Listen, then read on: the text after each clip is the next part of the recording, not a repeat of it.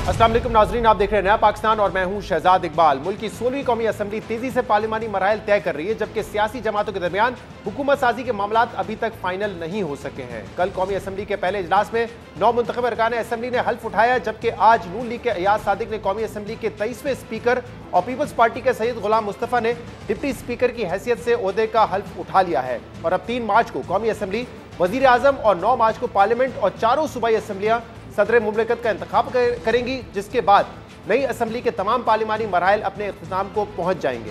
अहम बात यह कि कल की तरह आज भी कौमी असम्बली का ऐवान एहतजाज, शोर शराबे और नारेबाजी के मंजर पेश करता रहा। स्पीकर के इंतखाबात से पहले सुन्नी इत्तेहाद काउंसिल के बैरिस्टर गौहर और उमर अयूब ने पॉइंट ऑफ ऑर्डर पर बात करते हुए कहा कि जब तक ऐवान में अराकीन की तादाद पूरी नहीं हो जाती, किस तरह से इलेक्शन हो सकता है। इस ऐवान को मुकम्मल होना चाहिए, जिस पर स्पीकर राजा परवेज अशरफ ने कहा कि इलेक्शन कमीशन के फैसले के अलावा उनके पास अरकान को तस्लीम करने का क्या तरीका है। क्या कभी ऐसा हुआ है कि स्पीकर फॉर्म 45 चेक करे? इलेक्शन कमीशन इंतखाबात से मुतालिक फोरम है, कौमी असम्बली नहीं। इसी दौरान स्पीकर ने नून लीग के रुकन राना तनवीर को बात करने का मौका दिया तो सुन्नी इत्तेहाद काउंसिल ने फिर शोर मचाना शुरू कर दिया और फिर इसी तरह शोर शराबे और नारों की गूंज में अयाज सादिक 199 वोट लेकर एक बार फिर कौमी असम्बली के स्पीकर मुंतखब हो गए, जबकि उनके मध्य मुकाबिल सुन्नी इत्तेहाद काउंसिल के उम्मीदवार आमिर डोगर ने 91 वोट हासिल किए। अयाज सादिक के स्पीकर मुंतखब होने के बाद सुन्नी इत्तेहाद काउंसिल के रुकन असम्बली आमिर डोगर ने अपने खिताब में इंतखाबी नताइज पर सवाल उठाते हुए कहा कि 8 फरवरी का इलेक्शन खामोश इनकलाब था। अगर फॉर्म 45 पर नतीजा आता तो उनके वोट 225 होते। ये इलेक्शन नहीं, ऑक्शन था। मेरे वोट 91 निकले और आपके वोट 191। मैं सिंगल पार्टी हूं और आप 7 पार्टियां हैं। 8 फरवरी का जो इलेक्शन हुआ, अगर फॉर्म 45 के मुताबिक इस ऐवान में नतीजा आता तो मेरे वोट 225 होते। फॉर्म 47 के जरिए हमारे मैंडेट पे डाका डाला गया, 80 कौमी असम्बली की सीटें हमसे छीनी गई। कई कामे आज सुबह मेरे साथ इकट्ठे आए, आज सुबह तक इन पर बेपनाह प्रेशर था, दबाव था और आप सब कुछ जानते हैं जो कुछ हमारे साथ साल 1.5 साल से हो रहा है। लेकिन मैं खराज तहसीन पेश करता हूं कि पूरे 91 के 91 वोट हमारे निकले। ये इलेक्शन नहीं था, ये सिलेक्शन थी और ये सिलेक्शन ऑक्शन के जरिए की जा रही थी। ये ऑक्शन थी। आमिर डोगर के बाद पश्तूनख्वा मिली अवामी पार्टी के चेयरमैन महमूद अचकजई ने अपने खिताब में ऐवान से कुछ करारदादें मंजूर करने का मुतालबा किया और यह कहा कि बानी पाकिस्तान तहरीक इंसाफ अवाम की ताकत से पार्लियामेंट में आए, नताइज को बदलना पाकिस्तान अवाम और आइन से गद्दारी है। ये पार्लियामेंट रेजोल्यूशन पास करे कि जिन जिन जजों ने आइन का दिफा करते हुए मार्शल का साथ नहीं दिया, they should be declared the heroes of the constitution। Resolution pass कर ले। ये पार्लियामेंट ये ऐलान करती है कि पाकिस्तान की सियासत में एस्टेब्लिशमेंट और जासूसी इदारों का रोल नहीं होगा। आप इमरान खान की पार्टी में शामिल थे जब उन्होंने पार्टी बनाई थी, फिर आपने छोड़ दिया था। मेरी उनसे अलग सलग मामूली बातों पे बंद हुई थी। जब पाकिस्तान के अवाम ने उनको वोट दिया, उसको बदलना पाकिस्तान से गद्दारी है, अवाम से गद्दारी है। जिस मुंडे अंदाज में इस दफा पार्लियामेंट पे हमला हुआ है, भला हो उन हजारों पंजाबी, सिंधी, पश्तून वर्करों का जिन्होंने आप और जर्नलों के बनाए हुए सारे खेल को उलट दिया। कौमी असम्बली के स्पीकर और डिप्टी स्पीकर के इंतखाब के अलावा खैबर पख्तूनख्वा असम्बली ने भी आज अली अमीन गंडापुर को भारी अक्सरियत से खैबर पख्तूनख्वा का 22वां कायदे अवान मुंतखब कर लिया है। अली अमीन गंडापुर ने आज़ाद हैसियत में 90 वोट हासिल किए, जबकि उनके मद्दे मुकाबिल नून लीग के इबादुल्लाह ने 16 वोट हासिल किए। जिसके बाद अली अमीन गंडापुर ने अपने खिताब में चीफ जस्टिस पाकिस्तान से 9 मई के वाक़यात के तहकीकात के लिए कमीशन बनाने का मुतालबा किया और KP के पुलिस को 1 हफ्ते के अंदर 9 मई वाक़यात की नाजायज़ FIR ख़त्म करने का हुक्म दिया। अली अमीन गंडापुर ने अपने खिताब में ऑपोजिशन को भी पैगाम देते हुए कहा कि वो आज ऑपोजिशन को ऑफर करते हैं कि ऑपोजिशन जलसा करे, मीडिया में जाए, जो चाहे करे, ऐवान में किसी की जात पर तनकीद नहीं होगी। मेरे वर्कर, मेरी खवातीन, मेरी लीडरशिप के ऊपर जो गैर कानूनी FIR, विक्टिमाइजेशन, इंतकामी कार्रवाई के लिए काटी गई है 1 हफ्ते के अंदर, जिसका सबूत नहीं है आपके पास, जिस FIR का, वो FIR खत्म होनी चाहिए। अगर 1 हफ्ते के अंदर ये FIR खत्म ना की गई तो जिसने गलत FIR की है, मैं इसलाह का मौका जरूर दे रहा हूं। अगर इसलाह के लिए तैयार नहीं है तो सजा के लिए तैयार हो जाए। फिर हुकूमत में होते हुए आप ऑफर दे रहे हैं, आप जलसा करें, आप जुलूस करें, आप मीडिया पे जाएं, आपने जो करना है करें।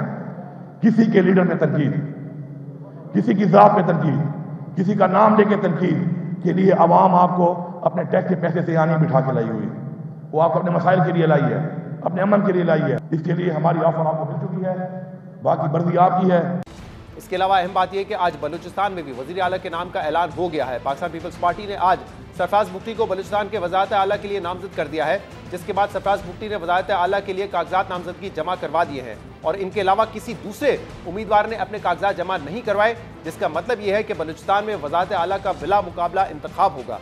अहम बात यह है कि हुकूमत साजी से मुतल्लिक नून लीग और पीपल्स पार्टी के दरमियान तो तमाम मामला पर इत्तेफाक हो गया है, मगर नून लीग और MQM के दरमियान काबीना में शमूलियत से मुतल्लिक अभी तक कोई हतमी ऐलान सामने नहीं आया है। ताहम आज मुस्लिम लीग नून और MQM पाकिस्तान के दरमियान आइन के आर्टिकल 140 में तरमीम से मुतल्लिक एक मुआहदे पर इत्तेफाक हो गया है, जिसके मुताबिक आर्टिकल 140 के तहत सूबों को दिए जाने वाले फंड जिलाई हुकूमतों को दिए जाएंगे। MQM को स्पीकर का वोट देने पर मनाने के बाद नून लीग ने आज मौलाना फजल रहमान को मनाने की भी कोशिशें तेज कर दी है। कल इस हवाले से नून लीग के वफ्द ने मौलाना फजल रहमान से मुलाकात की थी, जबकि आज नून लीग के कायद नवाज शरीफ ने मौलाना फजल रहमान से उनकी रिहाइशगाह पर मुलाकात की है और जराये के मुताबिक मुलाकात में मौलाना फजल रहमान ने नवाज शरीफ से गिले शिकवे किए, जबकि नवाज शरीफ ने मौलाना फजल रहमान को साथ चलने की दावत देते हुए उनसे हुकूमत साजी में मदद की दरख्वास्त की है। इसके अलावा आज चेयरमैन पीपल्स पार्टी बिलाल भुट्टो जरदारी से यह सवाल हुआ कि क्या पीपल्स पार्टी को कामरान टिसोरी के गवर्नर होने पर एतराज है, तो बिलाल भुट्टो ने कहा कि पीपल्स पार्टी से किसी एक शख्स से मुतालिक ऐसी कोई बात नहीं हुई है। जहां जहां नून लीग से मुआहिदा नहीं हुआ वहां MQM को मौका मिलेगा। यानी बिलाल भुट्टो जरदारी वाजे नहीं कर रहे कि गवर्नर से मुतालिक पीपल्स पार्टी की नून लीग से क्या बात हुई है। बहरहाल नून लीग हुकूमत साजी के लिए अपने पुराने इत्तेहादियों को मनाने की कोशिश कर रही है, मगर अभी तक काबीना की तश्कील और कलमदानों से मुतालिक कोई हतमी फैसला नहीं हो सका है। और इस सब में सबसे अहम सवाल यह है कि शहबाज शरीफ अपनी काबीना में वज़ारत खजाना का मुश्किल कलमदान किसे सौंपेंगे। हम इन तमाम मामलों पर बात करेंगे, जिसके लिए हमें ज्वाइन किया है नून लीग के रहनुमा अताउल्लाह तारड़ ने। तारड़ साहब, बहुत बहुत शुक्रिया वक्त देने के लिए। सबसे पहले तो ये बताइएगा कि मौलाना फजल रहमान साहब से फाइनली नवाज शरीफ साहब की मुलाकात हो चुकी है। एक गिला तो उनका सामने आया था इंटरव्यू में कि नवाज शरीफ ने पाकिस्तान वापसी के बाद उनसे मुलाकात नहीं की, तो अब जरा बताइएगा इस मुलाकात के बाद क्या उन्होंने हामी भरी है कि वो आपके साथ चलेंगे और क्या उनके एतराजात और गिले शिकवे सामने आए हैं? बहुत शुक्रिया शहजाद साहब। देखिए, मौलाना फजल रहमान साहब हमारे इत्तेहादी भी रहे हैं, उनसे हमारा वैसे भी एक इज्जत एहतराम का रिश्ता है और उनसे हमारे बड़े अच्छे मरासिम रहे हैं। तो उनके जो भी गिले शिकवे हैं और इलेक्शन के हवाले से उनको बड़ा गिला है, जिस तरह इलेक्शन कंडक्ट हुआ उसमें हम जरूर इख्तिलाफ राय रखते हैं। हम समझते हैं कि जहां जहां जिसका मैंडेट था उसको मिला है, मगर हम इंशाल्लाह ताला मौलाना फजल रहमान साहब के जो तहफ़्फ़ुज़ात हैं वो दूर करेंगे और हम अब भी मौलाना फजल रहमान साहब से अच्छी तवक्को रखते हैं कि वो इन तमाम चीज़ों को देखते हुए वो हमारी तरफ दोस्ती का हाथ बढ़ाएंगे और हमारी हुकूमत का हिस्सा बनेंगे। इस हवाले से इंशाल्लाह ताला अगले 24 या 48 घंटों के अंदर मुस्बत पेशरफ्त जो है वो मुतवक्के है। और ये मुस्बत पेशरफ्त क्या हुकूमत में शामिल होने के हवाले से हो सकती है JUIF की तरफ से?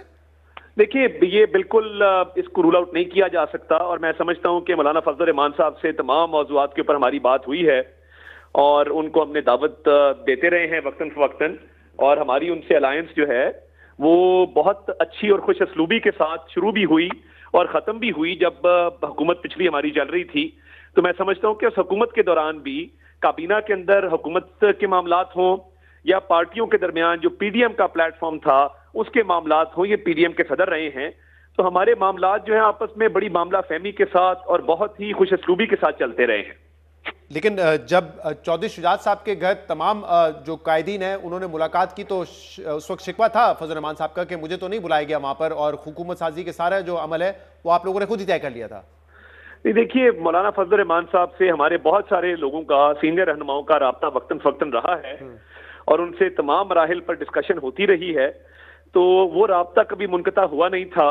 शहबाज शरीफ साहब की भी मुलाकात हुई, नवाज शरीफ साहब भी गए, हमारे दीगर रहनुमा भी उनकी तरफ आते जाते रहते हैं, तो मैं नहीं समझता कि हमारा कभी राब्ता उनसे मुनक़ता हुआ था। उम्मीद कैसे है कि वो आपकी तरफ आ जाएंगे? कल भी PTI के वफ्द ने उनसे मुलाकात की है या सुन्नी इत्तेहाद काउंसिल के वफ्द ने उनसे मुलाकात की है, और आपको क्यों यकीन है कि उनके साथ ऑपोजिशन में नहीं बैठेंगे और आपके साथ आ जाएंगे वो?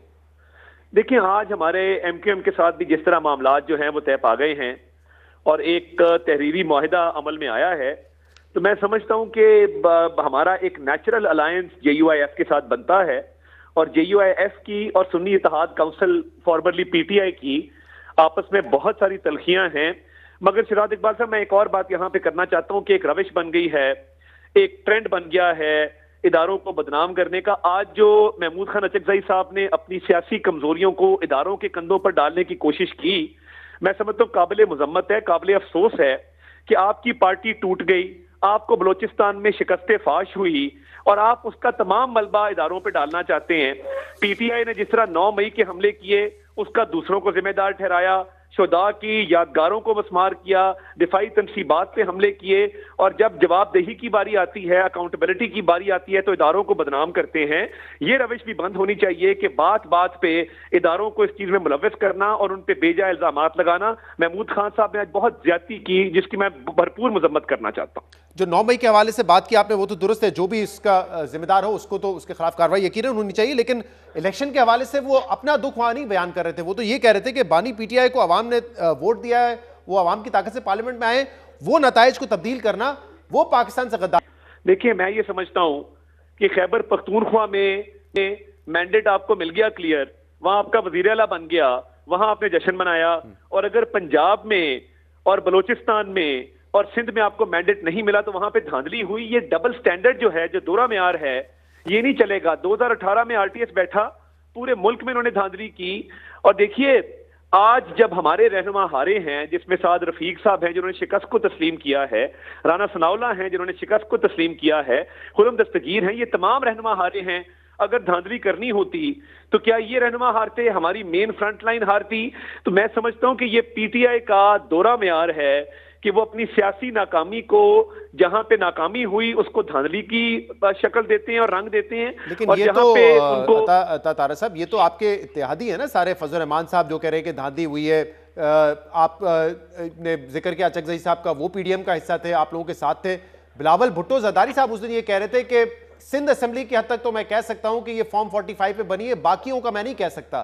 तो आपके अपने इत्तेहादी शक शुबा। देखिए, मसला फिर वही है कि जहां जहां जिसको शिकस्त हुई है वहां पे धांधली का राग लापा जा रहा है, और जहां जहां फतह हुई है उसको अपनी कामयाबी और अपनी जोरे बाजू पे जीतना कहा जा रहा है। जमहूरियत के तसलसल के लिए, इस मुल्क में एक सर्टेनिटी का माहौल, एक गैर यकीनी सूरत हाल को खत्म करने के लिए, मईशत को इस्तेहकाम बख्शने के लिए मेरा ख्याल है कि हमें अब आगे बढ़ना होगा, और ये जो ब्लेम गेम चल रही है इसको खत्म करना होगा। यानी जीतने वाला जो है वो जश्न मनाए और जहां हार गए वहां पे धांधली का इल्जाम लगाए, ये मुनासिब नहीं है। लेकिन कुछ जो ब्लेम गेम है वो दुरुस्त भी है, और पाकिस्तान की सियासी तारीख पे ये आया है, और आप लोग भी इस पे पोजीशन लेते रहे हैं। और उस हवाले से भी अचकजई साहब ने कहा कि 2-3 करारदादें उन्होंने पेश करने का कहा कि इस पे तमाम हाउस को जो है इत्तेफाक करना चाहिए। तो आप मुत्तफिक हैं इस बात पे? जैसे उन्होंने कहा कि सियासत में मुदाखलत नहीं होनी चाहिए, इस पे तो आप लोगों की भी पोजीशन रही है ना कि सियासत में मुदाखलत नहीं होनी चाहिए, लेकिन आप इंडोर्स करें फिर इसको। नहीं, देखें, उस पे तो कोई इनकार नहीं है, मगर अचकजई साहब की जो कोई ना सियासी स्टैंडिंग है ना मॉरल स्टैंडिंग है कि आपकी पार्टी तकसीम हो जाती है, आपके अपने पार्टी के अरकान से इख्तलाफात हो जाते हैं, आपकी पार्टी हिस्सों में बट जाती है, आपको शिकस्त हो जाती है, तो सियासी कमजोरी को इदारों पे नहीं डालना चाहिए। मैं तो ये बात कर रहा हूं। और देखिए, आप जहां सबूतें आप लेके आए, ट्राइब्यूनल्स मौजूद हैं, इलेक्शन कमीशन मौजूद है, ये जो बेजा इल्जामात लगाने की रविश चल पड़ी है इसको डिस्करेज करना चाहिए, और आप लीगली अपना केस लड़ें। लीगली ये केस लड़ते नहीं हैं, ट्राइब्यूनल्स में जाते नहीं हैं, इलेक्शन कमीशन में सबूत देते नहीं हैं, और मीडिया को और फ्लोर ऑफ द हाउस को इस्तेमाल करते हैं इदारों पे एक बेजा इल्जामात लगाने के लिए। और ये बताइएगा, एमक्यूएम के हवाले से आपने बात की, आज आपका मुआहिदा उनसे हो गया है, और आर्टिकल 140A के हवाले से आप लोगों ने कहा है कि जो सूबों को मिलेंगे पैसे वो जो है जिला हुकूमत के जरिए फंड्स तकसीम किए जाएंगे। कैसे मिलेगी 2/3 अक्सर? तो ये भी एक सिर्फ लॉलीपॉप समझे, क्योंकि पहले भी मुआहिदे हुए थे, पीडीएम जब बनी थी एमक्यूएम से, आपने भी किया, पीपल्स पार्टी ने किया, मुआहिदे जो है वो पूरे नीवे वफा तो की नहीं उस पर आप लोगों ने। शहजाद साहब, मैं ये समझता हूं कि हर पॉलिटिकल पार्टी का हमेशा से ये एक नजरिया रहा है कि हमने इस मुल्क में लोकल गवर्नमेंट के सिस्टम्स को, जो बेसिक डेमोक्रेसी है, जो ग्रास रूट लेवल है, उसको मुस्तहकम करना है, उसको स्ट्रेंथन करना है, मजबूत करना है। तो मैं नहीं समझता कि जब हाउस में ऐसी तरमीम आएगी तो कोई भी पॉलिटिकल पार्टी इसको अपोज करेगी। कि देखिए, ऑलरेडी कोर्ट्स के भी ऑर्डर्स मौजूद हैं, लाहौर हाई कोर्ट का ऑर्डर मौजूद है कि जो तमाम फंड्स हैं वो लोकल बॉडीज के जरिए खर्चे जाएं, तो मैं समझता हूं कि ये पूरे मुल्क में एक पॉजिटिव इमेज जाएगा। नहीं, इतनी सादी बात नहीं आता अल्लाह ताला साहब, वरना ये 18वीं तरमीम के बाद बहुत पहले हो चुका होता, लेकिन ये नहीं हुआ क्योंकि आप लोगों की भी अगर पंजाब में हुकूमत होती है तो चीफ मिनिस्टर चाहता है कि मैं ये वसाइल खर्च करूं, पीपल्स पार्टी सिंध में चाहती है मैं ये वसाइल खर्च करूं, पाकिस्तान तहरीक इंसाफ ने बड़े दावे किए कि बड़ी स्ट्रांग लोकल गवर्नमेंट बनाएंगे, वो भी नहीं बना सके। तो इतना सादा बात नहीं है कि आइन में है, लाहौर हाई कोर्ट ने कह दिया तो आप कर देंगे। तमाम पार्टी इख्तियारात ये वसाइल अपने पास रखना चाहती हैं। देखिए मैंने एक बहुत बड़ी हमने एक्सरसाइज की अपनी पार्टी में, पंजाब की 4015 यूनियन काउंसिल्स हैं, हमने उनको एम्पावर किया और हमने लोकल गवर्नमेंट का मुकदमा लड़ा कि जब पीटीआई की हुकूमत ने पंजाब में लोकल गवर्नमेंट्स को घर भेजा गैर कानूनी तौर पे, हमने सुप्रीम कोर्ट के ऑर्डर के जरिए उनको बहाल करवाया, उनको वापस उनकी पोजीशनों पर बिठाया और हम ये स्टांस लेते रहे हैं कि मजबूत लोकल गवर्नमेंट्स नहीं होंगी, बल्दियाती इदारे मजबूत नहीं होंगे तो जमहूरियत भी आगे नहीं चलेगी और डेवलपमेंट भी आगे नहीं हो सकेगी। पंजाब में चीफ मिनिस्टर आपका नहीं था ना, मैंने यही कहा चीफ मिनिस्टर चाहता है ये वसाइल मैं अपने पास रखूं, मैं खुद खर्च करूंगा, ये किसी को क्यों तकसीम करूं आगे मैं? नहीं, देखिए इसके लिए फॉर्मूला मौजूद है। एक प्रोविंशियल फाइनेंस कमीशन है जिसको पीएफसी कहते हैं, फिर लोकल गवर्नमेंट के अपने अपने हर सूबे के लॉज हैं जिसके तहत एक फॉर्मूले के तहत वो फंड लोकल गवर्नमेंट्स को जाते हैं।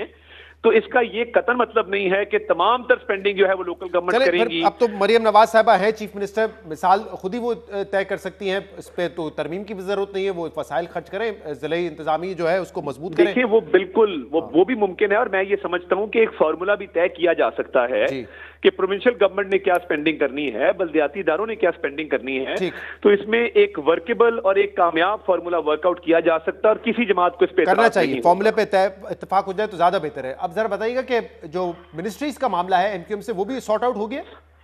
देखिए वो काफी हद तक सॉर्ट आउट हो गया है और उसमें जब मामलात बिल्कुल हतमी शक्ल इख्तियार कर जाएंगे और उनको पब्लिक कर दिया जाएगा तो आपको हम इंशाल्लाह ताला उससे आगाह कर देंगे। एक से ज्यादा वजारत पे इत्तेफाक हुआ है? देखिए मैं अभी एट लिबर्टी नहीं हूं ये बात डिस्क्लोज करने के लिए, जैसे ही कोई हतमी स्टेज पे हम पहुंचेंगे ये मालूमात जो है उसको आम कर दिया जाएगा। और गवर्नर सिंध के हवाले से आज बिलावल साहब ने भी बड़ी मुबहम सी बात की है, गवर्नर सिंध एमक्यूएम का ही रहेगा, ये तय है? देखिए इस पे एमक्यूएम से बातचीत हुई है और गवर्नर सिंध के मामले पे मैं समझता हूं कि हम तमाम पार्टियां जो हमारी इत्तेहादी हैं उनसे मुशावरत के बाद किसी अच्छे नतीजे पे इंशाल्लाह ताला पहुंचेंगे। लेकिन वो कॉन्फिडेंशियल एग्रीमेंट किया है पीपल्स पार्टी के साथ आप लोगों का, जिसमें वो मुस्तफा कमाल साहब की ऑडियो लीक थी, जिसको उन्होंने जवाब देना है, आप खुद उसको कॉन्फिडेंशियल एग्रीमेंट कह रहे हैं। मैं ये समझता हूँ ये वक्त आने पे अगले 24-48 घंटों में चीजें क्लियर होंगी काफी हद तक। सही। और फाइनेंस मिनिस्टर के हवाले से ये तो मेरे ख्याल से ऐसी नून लीग की हुकूमत आ रही है, उसमें तो बहस ही नहीं होती कि सागदारी फाइनेंस मिनिस्टर होंगे, इस दफा इतनी बहस हो रही है, वजह क्या है इसकी और कोई इत्तेफाक हुआ है इस पर? देखिए काबीना के नामों के ऊपर मैंने पहले भी अर्ज किया, ये एक सेंसिटिव सा मामला है और वक्त से पहले इसको पब्लिक मैं समझता हूँ नहीं होना चाहिए। अभी ऑनगोइंग डिस्कशंस हैं, मुशावरत है इत्तेहादियों के साथ, क़यादत आपस में बात इस पे कर रही है, तो जब ये हतमी हो जाएंगे नाम काबीना के तो इंशाल्लाह ताला एक शफाफ तरीके से और एक मुनासिब तरीके से इसको शेयर कर दिया जाएगा। कम से कम इतना तो बता देना, व्यूअर्स सुन रहे हैं आपको, कि डार साहब के वजीर खजाना बनने के इम्कानात 50% से ज्यादा है या कम है? देखिए मैं इस पे इसलिए कॉमेंट नहीं करना चाहता क्योंकि अभी जब हतमी मराहिल में इस चीज में दाखिल होना है तब क्या शक्ल निकलती है, तो मैं समझता हूँ कि मैं अंडर ओथ हूँ अपनी पार्टी की तरफ से, तो कोई ऐसी चीज जो मैं डिस्क्लोज ना कर सकूं उसको नहीं करना चाहिए। ऑप्शंस मुख्तलिफ हैं इस पोजीशन के लिए भी? देखिए ऑप्शंस तो हर किसी के लिए बहुत मुख्तलिफ ऑप्शंस मौजूद हैं इंशाल्लाह ताला। बहुत बहुत शुक्रिया। तारा साहब हमारे साथ मौजूद थे, प्रोग्राम में एक ब्रेक शामिल करेंगे, इसके बाद मजीद बात करेंगे। Welcome back. 2 रोज से कौमी असम्बली के इजलास में एहतजाज और शोर शराबे के बाद पाकिस्तान तहरीक इंसाफ कल मुबैना धांधली के खिलाफ मुल्क गिर एहतजाज के लिए सड़कों पर निकलेगी। यानी पाकिस्तान तहरीक इंसाफ ने ऐवान के अंदर और बाहर एहतजाज करके हुकूमत को टफ टाइम देने का फैसला किया है, जबकि पाकिस्तान तहरीक इंसाफ मुबैना धांधली के खिलाफ एहतजाज के लिए मौलाना फजल रहमान और अख्तर मेंगल समेत दीगर जमातों के कायदीन को भी कायल करने की कोशिश कर रही है। इसके अलावा पाकिस्तान तहरीक इंसाफ के इंट्रा पार्टी इलेक्शंस के मामले पर भी सवालात उठ रहे हैं, क्योंकि पाकिस्तान तहरीक इंसाफ ने 3 मार्च को इंट्रा पार्टी इलेक्शंस करवाने का फैसला किया था, मगर कल रात पाकिस्तान तहरीक इंसाफ ने अचानक पार्टी चेयरमैन और सेक्रेटरी जनरल समेत दीगर लोगों के बिला मुकाबला मुंतखब होने का ऐलान कर दिया। पाकिस्तान तहरीक इंसाफ के एलामिये के मुताबिक बैरिस्टर गौहर एक बार फिर बिला मुकाबला पार्टी के chairman, Umar Ayub secretary general मुंतखब हुए हैं, जबकि डॉक्टर यास्मीन राशिद को पंजाब की बिला मुकाबला सदर, अली अमीन गंडापुर खैबर पख्तूनख्वा और हलीम आदिल शेख पाकिस्तान तहरीक इंसाफ सिंध के सदर मुंतखब हुए हैं। पाकिस्तान तहरीक इंसाफ के मुताबिक अब सिर्फ पाकिस्तान तहरीक इंसाफ बलूचिस्तान की सदारत की नशिस्त पर क्वेटा में इलेक्शन होगा, जिसके बाद 3 मार्च को इंट्रा पार्टी इलेक्शंस के हतमी नताइज का ऐलान कर दिया जाएगा। पाकिस्तान तहरीक इंसाफ का दावा है कि इसने सुप्रीम कोर्ट के हुक्म और इलेक्शन कमीशन के कवायद के मुताबिक इलेक्शन करवाए हैं, मगर इन इलेक्शंस के खिलाफ भी इलेक्शन कमीशन में दरख्वास्त दायर हो चुकी है। इन तमाम मामलों पर हम बात करेंगे और उसके लिए हमें ज्वाइन किया है पाकिस्तान तहरीक इंसाफ के सीनियर रहनुमा रऊफ हसन ने। रऊफ साहब, बहुत बहुत शुक्रिया वक्त देने के लिए। रऊफ साहब, सबसे पहले तो ये बताइएगा कि क्या आपने फैसला कर लिया है कि हुकूमत देना है, चलने नहीं देना, क्योंकि 2 रोज से पार्लियामेंट के अंदर आप एहतजाज कर रहे हैं, धांधली के इल्जाम भी लगा रहे हैं और कल मुल्कगीर आपका एहतजाज भी होगा। क्या मकसद है, क्या हदफ हासिल करना चाहते हैं? देखिए, हदफ सिर्फ और सिर्फ एक है इस वक्त, जो इमीडिएट हदफ है। बाकी चीजें जो है वो उसके बारे में भी बात हम कर लेते हैं। वो है ये जो डाका डाला गया है हमारे मैंडेट के ऊपर, अवाम के मैंडेट के ऊपर, हमने उसको रिवर्स करवाना है, उसको वेकेट करवाना है। और उसके लिए जो हमारे पास 3 जो है ऑप्शंस, हम तीनों को एक्सरसाइज कर रहे हैं। एक ऑप्शन वो है जो कि कॉन्स्टिट्यूशनल है, जो कि असेंबलीज के अंदर रह के हम अपनी जद्दोजहद जो है वो जारी रखेंगे। उसको आप देख भी रहे हैं कि हम उस बारे में बात करनी हमने शुरू कर दी है। दूसरा हमारे पास लीगल ऑप्शन है, उसको हम एक्सरसाइज कर रहे हैं। हम उन तमाम फोरम्स के पास जा रहे हैं जो कि इस सिलसिले में हमारे लिए रेलेवेंट है और उसको भी हम अपने नुक्ता इंतहा तक लेके जाएंगे। तीसरा हमारे पास सियासी ऑप्शन मौजूद है और हम जब भी जरूरत महसूस करेंगे कि अगर कोई असर नहीं हो रहा तो हम अपनी वो जो स्ट्रेंथ है, जो कि मैसिव स्ट्रेंथ है सारे पाकिस्तान में बिखरी हुई पीटीआई के लिए और इमरान खान साहब के लिए, उसको हम एक्सरसाइज करेंगे। कल का जो प्रोटेस्ट की कॉल है इमरान साहब की है और वो 1 दिन की कॉल है सिर्फ। वो हम लोग चाहते हैं कि लोग बाहर निकलें और डेमोन्स्ट्रेट करें कि वो क्या चाहते हैं और वो इस्टेब्लिश करें कि मैंडेट जो चोरी किया गया है वो हम एक्सेप्ट नहीं करेंगे, उसको हम कबूल नहीं करेंगे और इसको हर सूरत में रिवर्स करना पड़ेगा। और रऊफ साहब, पार्टी में क्या इस पर बात हुई हो, ये रियलाइजेशन है कि पहले 2 असेंबलियां तहलील कर और कौमी असेंबली से इस्तीफे देके गलती की थी? क्योंकि बहरहाल जब आप असेंबली में होते हैं तो एक मौसर आवाज उठा सकते हैं। हम 2 दिन से देख रहे हैं कि आपके जो वहां पे अरकान मौजूद हैं वो आ रहे हैं, खिताब कर रहे हैं, बात कर रहे हैं इस हवाले से। देखिए, असेंबली का फोरम, ऐसा कि मैंने पहले भी आपके 1-2 प्रोग्राम्स में कहा है कि हम बिल्कुल यूज करेंगे और हम कर रहे हैं। असेंबली के अंदर भी रहेंगे और असेंबली के बाहर भी जो हमारे ऑप्शंस मौजूद हैं उनको हम एक्सरसाइज करेंगे। अब पास्ट की बात करते हैं तो फ्रेंकली हमने कॉन्स्टिट्यूशनल के डोमेन में रहकर ही सब काम किए थे, कोई और काम नहीं किया था। जब आप एक अलग तरीके से एक हुकूमत को हटाएंगे तो हर पार्टी जो है वो अपने तय डिसाइड करती है कि हमने किस तरीके से उसको प्रोटेस्ट करना है। तो वो हमने किया, अपने तरीके से किया। हर शख्स अपने माजी से की गलतियों से सबक सीखता है। आई एम श्योर कि हम लोग भी as we move along we have learned from the past and we are moving into a future that we think comprises the 3 options that I have already talked about with you. जी, और आज हमने देखा कि जो आपके माजी के मुखालफिन हैं उन्होंने भी इस हवाले से बात की। आज जो तकरीर महमूद खान अचकजई साहब ने की उसमें उन्होंने कहा कि अवाम ने अगर वोट उनको दिया है तो वो वोट मिलना चाहिए इमरान खान को, वो तब्दील नहीं होना चाहिए। इसके अलावा JUIF से भी इस हवाले से आपने मुलाकात की है और कल कैसे साहब कह रहे थे कि जितनी भी मुल्क में जमातें उनसे हम राब्ता करके एक आवाज़ उठाएंगे। लेकिन JUIF, अब फजल रहमान साहब जो हैं वो नवाज शरीफ साहब भी मिल रहे हैं, कल उनका वफ्द भी मिला है, वो भी बड़े पुरुमीद हैं। तो क्या आपको लग रहा है कि इन दी एंड इस धांधली के मामले पे वो आपके साथ खड़े रहेंगे या आपके खिलाफ खड़े रहेंगे? देखिए, हमारा जो मकसद है उसकी तकमील के लिए हमने अपनी सही जारी रखनी है। वो लोग जो कि हमारी इस कोशिश में शामिल होना चाहते हैं, दे आर मोस्ट वेलकम। अगर कोई हमारी कोशिश में शामिल नहीं होना चाहता तो इसका मतलब ये नहीं है कि अपनी कोशिश जो है इसको जारी नहीं रखेंगे। ये कोशिश जारी रहेगी और बहुत सारी पॉलिटिकल पार्टीज हैं जिन्होंने अपनी टोटल सपोर्ट का हमें यकीन दिलाया है और वो इस काम में वो हमारे साथ शामिल सफ़र होंगी और हम उनको वेलकम करते हैं। और ये सिर्फ और सिर्फ इसलिए है कि जी हम चाहते हैं कि पाकिस्तान में जो इलेक्शंस की एक घनौनी तारीख है उसको ख़त्म किया जाए और इलेक्शंस जो हैं जिस मकसद के तहत किए जाते हैं वो मकसद के हसूल के लिए ही किए जाएं और उनको चोरी ना किया जाए, उनके ऊपर डाका ना डाला जाए, उनके ऊपर शबखून ना मारा जाए। ये हमारा मकसद है और इसके लिए हम अपनी कोशिश, जैसा कि मैंने पहले भी कहा है, हम उसको जारी रखने का पूरा इरादा। आप ऐवान में भी करेंगे, सड़कों पर भी करेंगे, कानूनी रास्ते भी अडॉप्ट करेंगे, लेकिन अब तक 2 फैसले जो है वो तब्दील हुए हैं और वो इलेक्शन कमीशन ने किए, किसी कोर्ट या अदालत ने नहीं किए, ट्रिब्यूनल ने नहीं किए और वो दोनों आपके खिलाफ गए हैं। लोधरा में भी यही देखा गया, फैसलाबाद में भी यही देखा गया। तो आपको कितनी उम्मीद है कि आप जितनी भी आवाज उठा लें, किसी भी फोरम पे उठा लें, फैसले आपके हक में जाएंगे? यहां तो उल्टा नजर आ रहा है कि आप लोग ये कह रहे थे फॉर्म 45 कुछ और हकायक बता रहे हैं, फॉर्म 47 को तब्दील कर दिया गया है, लेकिन रिकाउंटिंग में आप हार रहे हैं सीटें। देखिए, जिन लोगों ने इलेक्शन चोरी किए हैं, आपका क्या मकसद था कि क्या ख्याल है कि जी वो चोरी किए वो इलेक्शन हमें वापस देने के लिए इतनी आसानी से तैयार हो जाएंगे? बल्कि वो तो फर्दर डाका डाल रहे हैं ना।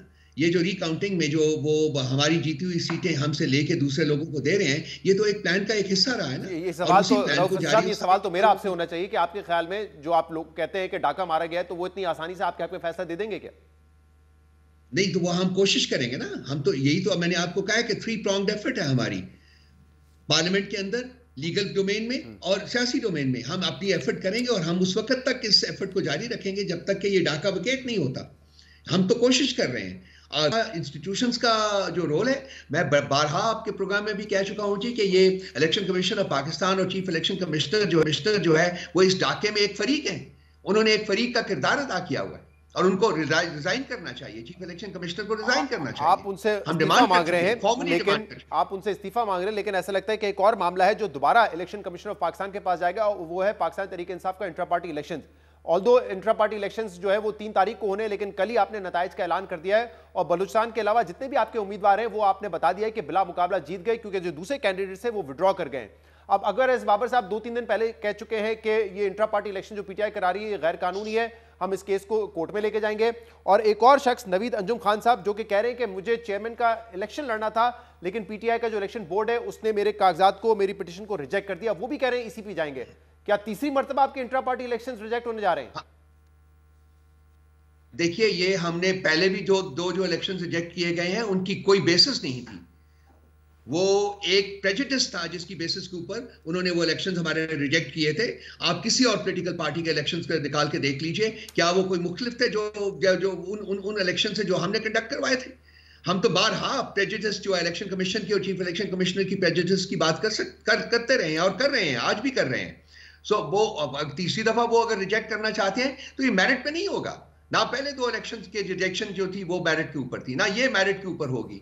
हम वो तमाम कानूनी तकाजे जो हैं और अपने आइन के इलेक्शन पाकिस्तान तहरीक इंसाफ के आइन के वो पूरे कर रहे हैं, जिनकी निशानदेही जो थी वो सुप्रीम कोर्ट में की गई थी और उनके मुताबिक हम ये इलेक्शन का प्रोसेस है इसको मुकम्मल करेंगे इंशाअल्लाह ताला। 3 तारीख को विच इज संडे ये मुकम्मल हो जाएगा और इसके जो रिजल्ट्स हैं वो हम इलेक्शन कमीशन में सबमिट कर देंगे। लेकिन ये वाली बात आपकी अहम है कि सुप्रीम कोर्ट ने जो अहकाम दिए थे, क्या उसके मुताबिक इलेक्शन करवा रहे हैं या जिस तरह उन्होंने स्क्रूटनी की थी उसके मुताबिक करवा रहे हैं या नहीं करवा रहे? क्योंकि ये दलील तो आपकी नहीं मानी जाएगी कि बाकी पार्टीज ने भी इस तरह के इंतखाबात करवाए, चाहे उसमें आपको प्रेजुडिस नजर आता हो या ना नजर आता हो। तो ये जरा बताइएगा कि इस मर्तबा भी यही मामला जाएगा कि तमाम कैंडिडेट्स अनअपोज्ड इलेक्ट हो गए हैं। एक नवीद अंजुम साहब जाके कहेंगे मुझे तो इलेक्शन नहीं लड़ने दिया, जैसे पहले अकबर एस बाबर ने कहा था। तो फर्क क्या है इस मर्तबा फिर? देखिए, ये तमाम जो हमारे कानूनी तकाजे हैं, तमाम हमारे जो कॉन्स्टिट्यूशन के तकाजे हैं और वो तमाम चीज़ें जिसकी निशानदेही जो थी वो सुप्रीम कोर्ट ने की थी, हम उनको मद्देनजर रख के हमने ये इलेक्शंस करवाए हैं। हर उस स्टेप के थ्रू उसके तहत गए हैं जिसकी जरूरत थी। अब ये हम सब जब इलेक्शन कंप्लीट हो जाएंगे तो इसको हम इलेक्शन कमीशन में लेके जाएंगे। जो कह रहे हैं कि मुझे लड़ना था इलेक्शन लेकिन बोर्ड ने रिजेक्ट कर दिया। नहीं, उनके पेपर जो हैं वो कानून के मुताबिक रिजेक्ट हुए हैं। वो हमारे पास पूरा डेटा पड़ा हुआ है। हर सीट के ऊपर जो लोगों ने विड्रॉ किया है, ये जो पेपर रिजेक्ट हुए हैं, उसके पास हमारा डेटा पड़ा हुआ है। जो कानूनी इसमें आईएलएफ के लोग इन्वॉल्व थे, उन्होंने कानूनी तकाजों को सामने रख के फैसले किए हैं। ये किसी शख्स से वाहिद के फैसले नहीं है। एक large team of people and lawyers वो इन्वॉल्व थी इस इलेक्शन प्रोसेस में। और हमारे पास सुप्रीम कोर्ट ने कई सवाल उठाए थे कि क्या वेन्यू आपने सही तरह से बताया था अपने लोगों को, क्या कागजात जमा करवाए तमाम कैंडिडेट्स ने, क्या उसकी फीस जमा करवाई, ये तमाम सवाल जो है बारीक बीनी से देखे थे, ये कवर कर लिए अब इस मर्तबा आप लोगों ने? सब कवर हुए जी। हमने पब्लिक नोटिस अखबारों में छापा था। हर चीज जो है हमारे जो प्लेटफॉर्म्स है उसके ऊपर अपडेट होती है, डेली बेसिस के ऊपर अपडेट हो रही है। आप एक्सेस करके देखिए। हर चीज जो है हमने ये भी कहा था कि बहुत पेशावर में एक छोटा सा कस्बा है, वहां पे आपने इलेक्शन करवा दिए जाके, इस मर्तबा भी कोई छोटी जगह पे करा रहे हैं, कोई वेन्यू मुख्तलिफ रखा है?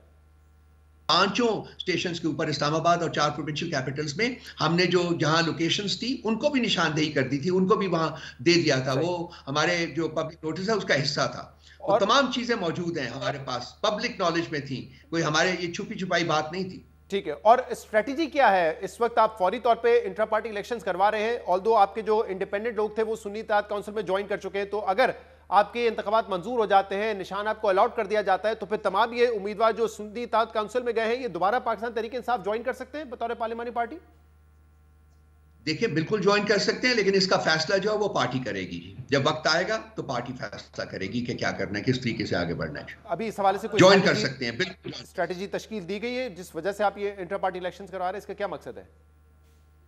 इंटर पार्टी इलेक्शन एक रिक्वायरमेंट है जी, जो हमने करनी है। वो प्राइमरीली जो है वो हमें अपना सिंबल वापस लेना है, और उसकी रिक्वायरमेंट एक जो कि सुप्रीम कोर्ट ने की थी वो ये थी कि जी आप अपना इंटर पार्टी इलेक्शन करवाइए। इसके लिए कुछ जो है गाइडलाइंस उन्होंने मुतय्यन की थी, जिनको हम फॉलो कर रहे हैं। उनके मुताबिक हम इलेक्शन करवा रहे हैं और इसके रिजल्ट्स हम जाके लेके जाएंगे। ऑब्जेक्टिव यही है कि हमें हमारा सिंबल जो है वो वापस मिलना चाहिए, जो हमारा हक है। हमसे गलत तरीके से छीना गया, लेकिन चलिए वो पास्ट की बात है। लेकिन अब हमें इन इलेक्शंस के कंडक्ट करने के बाद कोई वजह नहीं होनी चाहिए कि वो सिंबल हमें वापस ना मिले। सही। और रऊफ हसन साहब, हुकूमत ने तहरीक इंसाफ को भी दावत दी है कि जो माशी मामलात हैं उस पर हमारे साथ बैठे और बातचीत करें। क्या आपकी जमात इसके लिए तैयार होगी? देखिए जी, इस वक्त तो हमारा कोई कॉमन ग्राउंड नहीं बनता उन पार्टीज के साथ जिन्होंने कि ये इलेक्शंस रिजर्व किए हैं, जिन्होंने डाका डालने में ये बराबर के शरीक कार रहे हैं। उनके साथ तो बातचीत करने का कोई बेसिस नहीं बनता ना हमारा। हमारी लड़ाई तो उनके खिलाफ है। हम तो इस डाके को विकेट करने की कोशिश कर रहे हैं। तो हम उनके साथ तो मिल बैठ के उनके अहदाफ के ऊपर, उनके अहदाफ के हसूल के लिए तो उनसे कोऑपरेट नहीं करेंगे ना। हम पहले अपने ऑब्जेक्टिव्स जो है उनको हमने अचीव करना है कि वो किस तरीके से, किन मरहलों से हमें गुजरना पड़ेगा। उसके लिए हम फुली डिटर्मिन्ड है कि हमने उन तमाम मरहलों से गुजरना है, और अपना जो ऑब्जेक्टिव है, बेसिक ऑब्जेक्टिव कि हमें हमारा सिंबल वापस मिले, वो लेंगे। उसके बाद हम देखेंगे कि किन पार्टीज के साथ हमने कोऑपरेट करना है और किन के नहीं करना। लेकिन खान साहब की डायरेक्टिव है कि ये 3 पार्टीज जो कि इस वक्त मेजर कोalition पार्टनर्स हैं, पीपल्स पार्टी, PMLN और MQMP जिसे आप वो कहते हैं, इनके साथ हमारा किसी तरीके से भी कोई कॉमन ग्राउंड नहीं बनता कि हम इनके साथ बैठ के इनके साथ कोऑपरेट करें। बहुत बहुत शुक्रिया। रऊफ हसन साहब हमारे साथ मौजूद थे। प्रोग्राम में एक ब्रेक शामिल करेंगे, इसके बाद मजीद बात करेंगे। हमारे साथ वेलकम बैक। आज एक और बड़ी पेशरफ देखने में आई है जब इस्लामाबाद हाई कोर्ट ने अदालती हुक्म के बावजूद पाकिस्तान तहरीक इंसाफ रहनुमाओं शहरियार आफरीदी और शंदाना गुलजार के MPO के तहत गिरफ्तारी के अहकाम जारी करने पर डिप्टी कमिश्नर इस्लामाबाद समेत 2 पुलिस अफसरान को तौहीन अदालत का मुर्तकिब करार दे दिया है। आज इस्लामाबाद हाई कोर्ट के जस्टिस बाबर सत्तार ने 21 फरवरी को महफूज किया गया फैसला सुनाते हुए तौहीन अदालत के इसमें deputy commissioner Islamabad Irfan Nawaz Bevan को 6 माह, SSP ऑपरेशन जमील जफर को 4 माह, जबकि SHO थाना मरगला नासिर मंजूर को 2 माह कैद और 1-1 लाख जुर्माने की सजा सुनाई है। लेकिन इसके साथ अदालत ने मुजरिमान को 1 माह की मोहलत दी है कि वो फैसले के खिलाफ इंट्रा कोर्ट अपील कर सकते हैं, और अगर इसके बाद भी अदालत ने इनकी सजा बरकरार रखी तो मुजरिमान को गिरफ्तार किया जाएगा। अहम बात यह है कि अदालत ने फैसले में यह भी कहा है कि वजीर आजम तहकीकात करवाएं कि क्या MPO ऑर्डर्स गैर कानूनी अहकामात की बुनियाद पर जारी किए गए, और क्या MPO ऑर्डर को शहरियों की बुनियादी हकूक को पामाल और अदलिया के वकार को मजरू करने के लिए इस्तेमाल किया गया है, और अगर ऐसा है तो मुनासिब इक़दाम करके यकीनी बनाएं कि रियासत को मुंतखब अवामी नुमाइंदों के जरिए चलाया जाएगा। इस्लामाबाद हाई कोर्ट के सिंगल रुकनी बेंच के इस फैसले के बाद तीनों अफसरान ने फैसले के खिलाफ इंट्रा कोर्ट अपीलें दायर कर दी हैं, जिन पर अब चीफ जस्टिस आमिर फारूक और जस्टिस तारिक महमूद जहांगीरी पर मुश्तमिल डिविजनल बेंच 4 मार्च को समाअत करेगा। इस्लामाबाद हाई कोर्ट के सिंगल रुकनी बेंच के इस फैसले के बाद तीनों अफसरान ने फैसले के खिलाफ इंट्रा कोर्ट अपीलें दायर कर दी हैं, जिन पर अब चीफ जस्टिस आमिर फारूक और जस्टिस तारिक महमूद जहांगीरी पर मुश्तमिल डिविजनल बेंच 4 मार्च को समाअत करेगा। अहम बात यह कि डिप्टी कमिश्नर इस्लामाबाद ने अपने खिलाफ हाई कोर्ट के फैसले को चैलेंज कर दिया है, लेकिन इन्हीं डिप्टी कमिश्नर ने 9 मई के बाद मुख्तलिफ पाकिस्तान तहरीक इंसाफ के रहनुमाओं के 69 बार MPO के तहत गिरफ्तारी के अहकाम जारी किए थे, और सिर्फ शहरियार आफरीदी के खिलाफ 4 दफा MPO ऑर्डर जारी किए गए थे। आज एक तरफ इस्लामाबाद हाई कोर्ट ने शहरियों के MPO ऑर्डर के तहत गिरफ्तारियों के खिलाफ एक अहम फैसला दिया है, जबकि दूसरी तरफ इस वक्त 2 सहाफियों की गिरफ्तारी पर सवालात उठ रहे हैं कि क्या इन गिरफ्तारियों को सहाफियों की आवाज दबाने और दबाव में लाने के लिए एक टूल के तौर पर इस्तेमाल किया जा रहा है। सहाफी असद अली तूर 4 दिन से FIA की हिरासत में है, और इनकी वकील ईमान मजारी के मुताबिक असद तूर तकरीबन 60 घंटे से भूख हड़ताल पर हैं। ईमान मजारी के मुताबिक अब वकला को भी असद तूर तक रसाई नहीं दी जा रही है। हमसे बात करते हुए ईमान मजारी ने बताया कि असद तूर को जजेस के खिलाफ तौहीन आमेज मुहिम के इल्जाम में इंक्वायरी के लिए बुलाया गया था, लेकिन FIR में इन पर रियासत मुखालिफ अनासिर की तशहीर, साइबर टेररिज्म और साइबर स्टॉकिंग की दफात लगाई गई हैं। इसी तरह 22 फरवरी को सहाफी इमरान रियाज को भी जजेस के खिलाफ तौहीन आमेज मुहिम में इंक्वायरी के लिए FIA तलब किया गया था, जिसके बाद 23 फरवरी को करप्शन के एक केस में उनकी गिरफ्तारी अमल में लाई गई, और आज उन्हें करप्शन के मुकदमे में तो जमानत मिल गई है, लेकिन जमान पाक के भाई जलाओ गिराव के मुकदमे में 5 रोजा रिमांड पर फिर पुलिस के हवाले कर दिया गया है। इल्जाम साबित होने से पहले सहाफियों की गिरफ्तारियों पर यह सवाल उठता है कि क्या ये गिरफ्तारियां सिर्फ सहाफियों को दबाव में लाने और उनकी आवाज दबाने के लिए की जा रही है। आज के प्रोग्राम में इतना ही। शो से इजाजत दीजिए। अल्लाह हाफिज।